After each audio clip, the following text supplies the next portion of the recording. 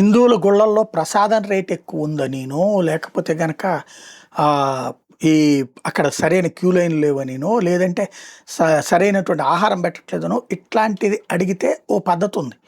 అలా కాకుండా హిందువుల ఆలయంలో ఉన్న సంప్రదాయాల్ని ప్రశ్నించడాన్ని ప్రజాస్వామ్యం అనుకోవడం వింత.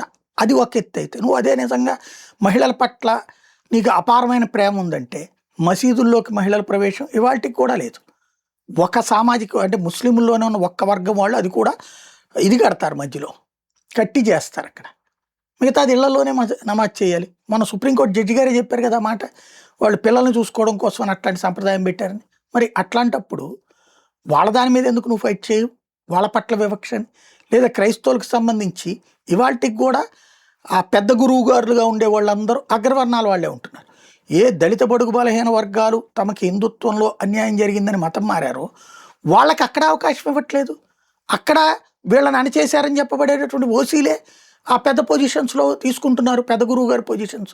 మరి వాళ్ళ పట్ల అక్కడ వివక్ష గురించి పోరాడు నువ్వు చేతనైతే. అది వదిలేసి శబరిమలలో అందరూ వెళ్తారు, మగ ఆడ ఇద్దరూ వెళ్తారు. కాకపోతే రజస్వలైనటువంటి పిల్లలు, పీరియడ్స్ వచ్చేటటువంటి మహిళలు వెళ్ళకూడదన్నారు.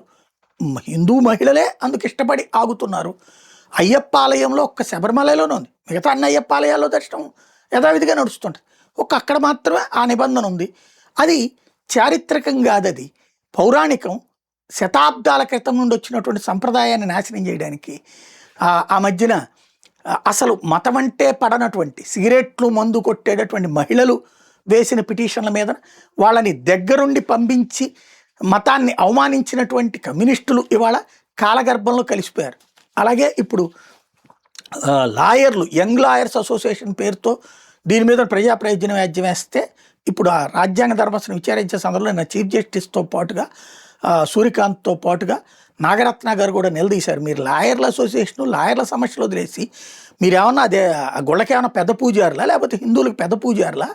మీకేం పని వచ్చింది, మీకెందుకు వచ్చింది అందులో, అసలు మీకేంటి అందులో హక్కు అన్నటువంటి పాయింట్ నిలదీశారు.